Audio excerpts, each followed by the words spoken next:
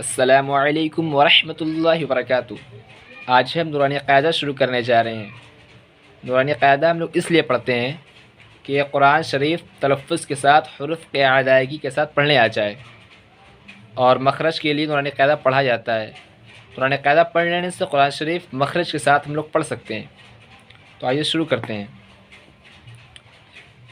अऊज़ु बिल्लाहि मिनश शैतानिर रजीम।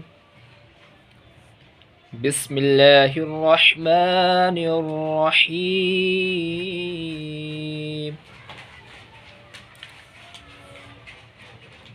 ये दुआ है। ये दुआ ज़्यादती इल्म के लिए है, और जब भी हम कोई नया सबक पढ़ते हैं तो इस दुआ को पढ़ लेना चाहिए। ये दुआ बहुत मददगार साबित होता है। इस दुआ को आप लोग ज़बानी याद कर लीजिएगा, बहुत फ़ायदेमंद दुआ है। पढ़िए। रब्बी यस्सिर वला तुअस्सिर वतम्मिम बिल खैर वबिका नस्तईन या फत्ताहु रब्बी ज़िदनी इल्मा। तख्ती नंबर 1, तख्ती कहते हैं लेसन को। तो ये लेसन नंबर 1। लेसन नंबर 1 क्या है? मुफ़रदात। मुफ़रदात कहते हैं अलग अलग हरफ़ों को। इस लेसन का नाम क्या है? मुफ़रदात। मुफ़रदात कहते हैं इसको अलग अलग हरफ़ों को। जो अलग अलग हरफ़ हैं, अल्फ़ाबेट्स हैं ना, अलग अलग हैं, अलग अलग हरफ़ों को मुफ़रदात कहते हैं। अलिफ़ पढ़िए। अलिफ़।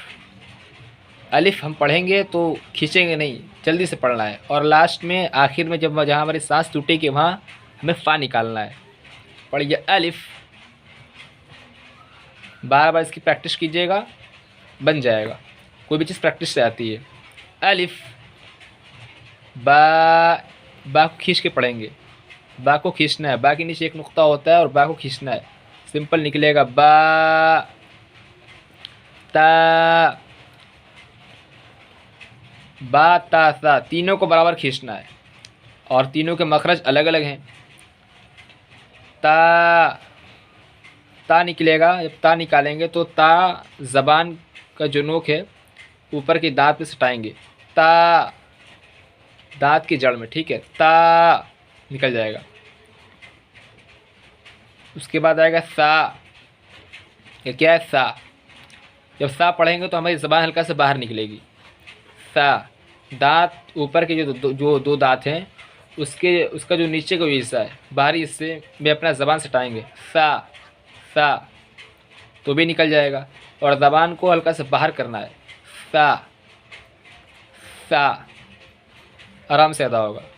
अब जीम। जीम को खींचना है। जीम को खींचना है।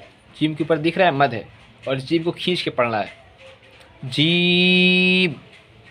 हा। हा।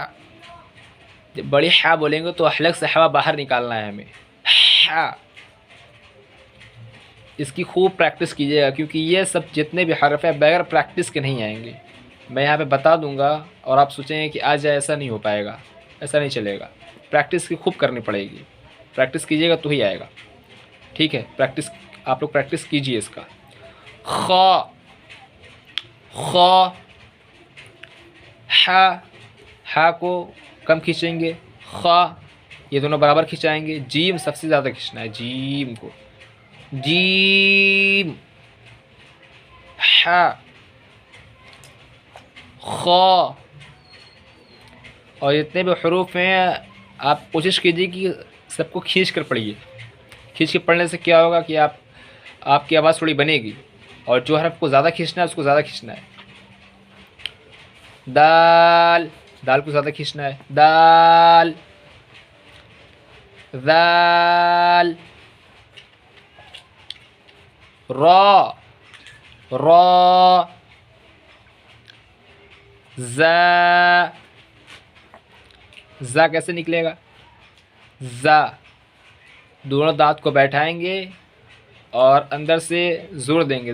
जा। जाल। जाल में, जाल जब निकालेंगे तो ज़बान हमारी क्या होगी? ज़बान हमारा बाहर आएगा। जब जाल निकालेंगे तो ज़बान हल्का सा हमारा बाहर आएगा, तो अदा होगा जाल, ठीक है। रॉ। रॉ पुर होगी, इसके बारे में बताएंगे अभी आपको। सीन, इसको भी खींचना है, सिंपल निकालना है। Scene scene scene. और ये बड़ी शीन है, शीटी वाली शीन। ये शीटी इसी तरह निकलता है ना, कुकर की शीटी इस तरह बचती है, वैसे ही प्रैक्टिस के ज़रिए से निकलेगा ये। शीन। सौद, क्या ये? सौद। सीन, शीन, सौद। उसके बाद ज़ौद। सौद में ये ज़बान की जो करवट है, ज़बान जो हमारा है, ज़बान की जो हमारे जो इस साइड की जो हिस्सा है उसको हमें ऊपर सटाना है, दांत के ऊपर, तो हमें अदा होगा, क्या होगा? ज़ौद। तब अदा होगा ज़ौद, सौद। ठीक है, सौद, सौद भी वहीं से अदा होगा, सौद। सौद और ज़ौद एक ही जगह से अदा होंगे।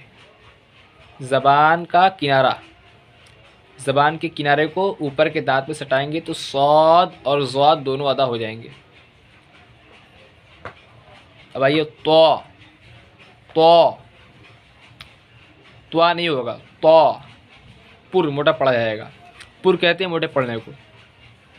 ज़ो, अरीन, अरीन, गैन। ठीक है, गैन। और ये फा, फा। क़ाफ़, क़ाफ़ हलक से अदा होगा, क़ाफ़। और आखिर में फ़ा, फ़ा का जो है जब सांस तोड़ेंगे तो फ़ा ज़ाहिर होना चाहिए, मालूम होना चाहिए फ़ा है। क़ाफ़, ये बारीक पढ़ेंगे इसको, बारीक मतलब सिंपल, पतला। काफ, लाम, मीम, नून, वाव, हा, हमज़ा। हमज़ा जब पढ़ेंगे झटके से पढ़ेंगे, हमज़ा। या। अब इसमें जो हरूफ खींच के पढ़ने हैं वो है जीम। देखिए खींच के पढ़ने वाले हरूफ ये है, कौन सा है? ये जीम, दाल, दाल, सीन, शीन, सौद, ज़ौद, अईन, गईन, क़ाफ़, काफ, लाम, मीम, नून, वाव। जितने भी हरूफ मैंने दोबारा पढ़ा है ये तमाम हरूफ खींचने वाले हैं। मैं निशान लगा दे रहा हूँ, आप लोग भी अपनी नूरानी क़ायदा में निशान लगा लीजिएगा। ये निशान लगा रहा हूँ खींच के पढ़ने वाले का, ठीक है?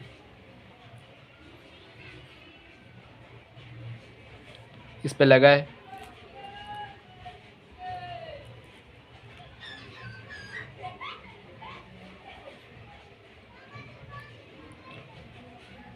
इसको नहीं,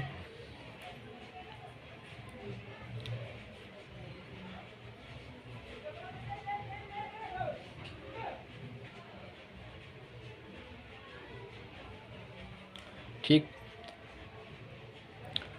अब इन हरफ़ों को खींच के पढ़ना है, आप लोग इसकी प्रैक्टिस कीजिएगा। अब मैं बता रहा हूँ हरूफ़ मुस्तालिया। हरूफ़ मुस्तालिया कौन कौन से? हरूफ़ मुस्तालिया उसे कहते हैं जिसे पुर करके पढ़ना है, जिन हरफ़ को पुर करना है। जैसे ख़ा, ये भी पुर करने वाले हरफ़ हैं। तो ख़ा, ये जो मैं निशान लगा रहा हूँ ये गोल, ये पुर करने वाले निशान है। ख़ा, उसके बाद ये सौद, ज़ौद, तो,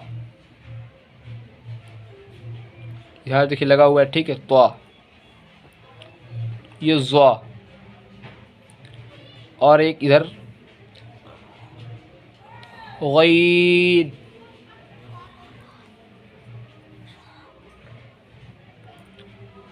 और ये क़ाफ। कितने हर्फ हुए?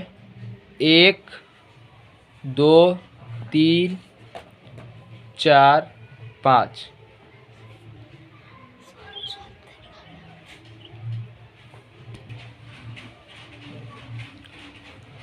तो जिनको हमें जिन जो हर्फ मुस्तअली हैं, जिनको हमें पुर पढ़ना है, वो हर्फ कितने हैं?